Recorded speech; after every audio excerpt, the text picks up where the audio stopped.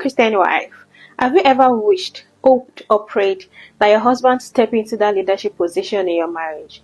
Maybe you've spoken about it, you've argued, but it's just not being that leader that you expect him to be in your home. This video is for you. Sometimes ago, I was on a walk with my husband, and it was not the best of days to take a walk because the weather was bad and the walkways were messy, and some parts of the walkways were covered with black ice. And trust me, you don't want to sleep on black ice. So naturally, my husband was concerned. He asked me if I would like to step ahead, and then he walks behind me, just watching my steps. And I remember letting him know that I would rather walk behind because I was actually taking every single step that he took. That way I was sure that I was not sleeping.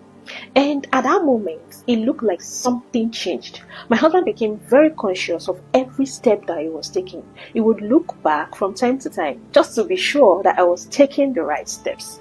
And it looked like just letting him know that I was following each of his steps helped him to step into the leadership position at that moment.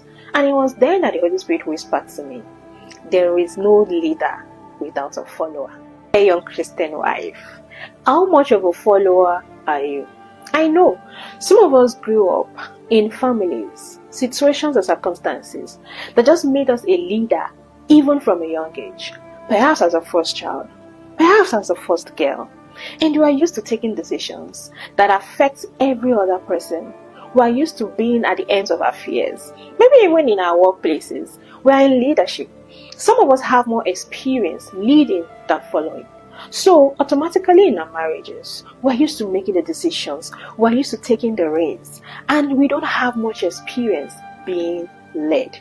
And sometimes it's just about trust. Maybe we've trusted someone in the past. Maybe in our childhood, we've trusted a relative, and the person made decisions that actually caused harm and hurt to us. So now we find it hard to trust anybody else with decisions that affect our life purpose and destiny.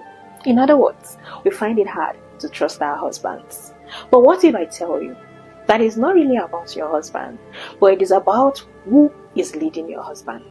Abraham moved from nations to nations to nations with his family. But it's not really about Abraham now, is it? It's about God that was leading Abraham. If God is leading your husband, then you should be able to trust God. Because one thing God will never do is to lead backwards. And he also never leads astray. But if your husband is not led by God, or if he's not a child of God, then you have bigger problems.